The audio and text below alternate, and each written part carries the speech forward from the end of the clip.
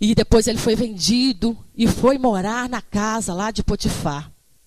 Já era Deus começando a agir na vida dele. Porque um escravo tirado de uma cisterna e morar na casa de um governador, no mínimo já era Deus agradecendo aquele homem aquele rapaz, né? Aquele adolescente pela sua obediência. Já pararam para pensar nisso? No mínimo já era Deus honrando aquele menino pela sua obediência. Coração disposto a... Foi morar na casa de um governador.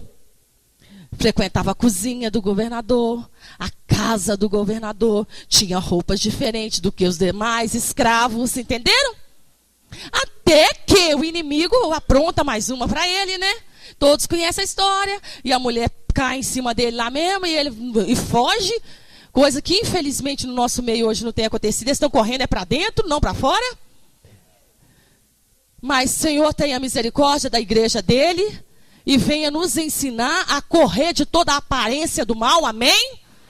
E ele correu da aparência do mal, né? E foi, e deixou até a roupa dele presa na mão daquela mulher lá. Bem, a primeira parte é essa. O que ele era? Obediente. É a primeira parte. Aquele menino era obediente.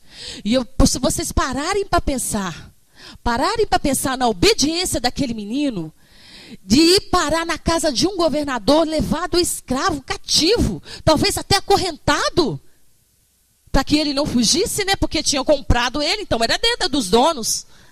Acorrentados, levado, e já ir de cara parar na casa de um governador, não tem jeito. Aquilo que o Senhor fez, estabeleceu e colocou a sua promessa, não adianta o inimigo tentar abafar, não adianta o inimigo tentar enterrar, porque Deus vai lá e tira ele de lá. Não adianta, mas o princípio disso aí é o princípio de Deus, é a obediência. O que Jesus disse? Ai, Pai, se possível for, passa de mim esse cálice, mas todavia não seja como eu quero, mas como tu queres. Olha a aflição daquele homem. Jesus, como o homem falou ali agora, eu vou suportar mesmo isso, Pai, por eles. Mas ele te viu naquela hora. Vira para o seu irmão e fala assim, ele te viu. Por isso que ele exclamou, todavia não seja como eu quero, mas como tu queres. A obediência. E ele triunfou na cruz. E ele triunfou na cruz. Diz Colossenses capítulo 2, que ele expôs na cruz publicamente todo o principado, toda a potestade, expôs publicamente deles, triunfou. Triunfou. E Jesus sendo cabeça, triunfou, venceu. Nós sendo corpo, vamos perder? Não tem como. Vocês são mais que vencedores. Mas o princípio é obedecer. Não tem outro princípio. O princípio é obedecer. Não existe outro princípio. Essa é a primeira parte da mensagem. Obediência, irmãos.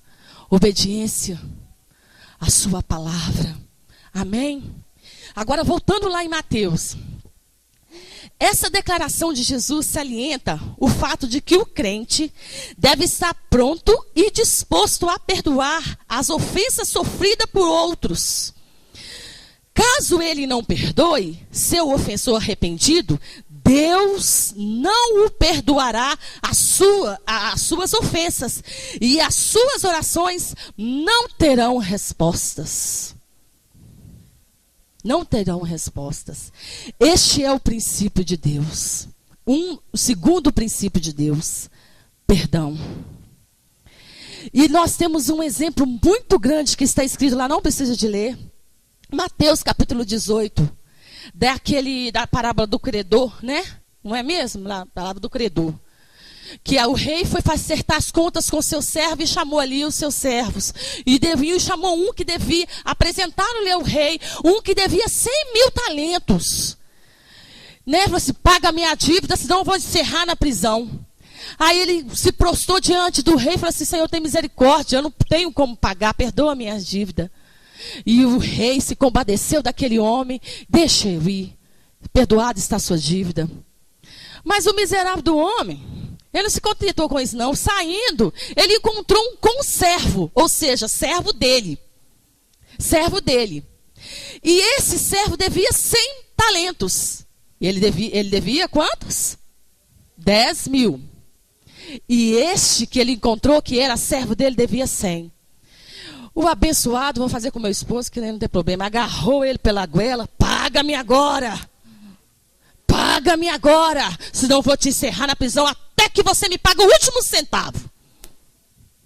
Mas os outros servos do rei, vendo aquilo, falaram assim: miserável, hein? Acabei de ver o rei perdoando você 10.000 talentos. Você não perdoa só isso do seu irmão, do seu próximo? Olha, quantos aqui, eu sou a primeira, era miserável pecador antes do Senhor te amar primeiro? Quantos aqui eu era? Não tinha nada, ninguém dava nada por mim. Mas hoje, pela sua infinita misericórdia, estou aqui tremendo nesse altar da glória de Deus. Antes eu tremia de bebida, que era alcoólatra. Foi-me perdoado muito, creio até mesmo, pastores, mais de 10 milhões. Era a minha dívida para com Deus. E Ele me perdoou. O Senhor te perdoou. O que é isso? Presta bem atenção. O que é essa diversidade com esse irmão aí do seu lado? Olha para ele. Você precisa dele para chegar no céu. O que é isso?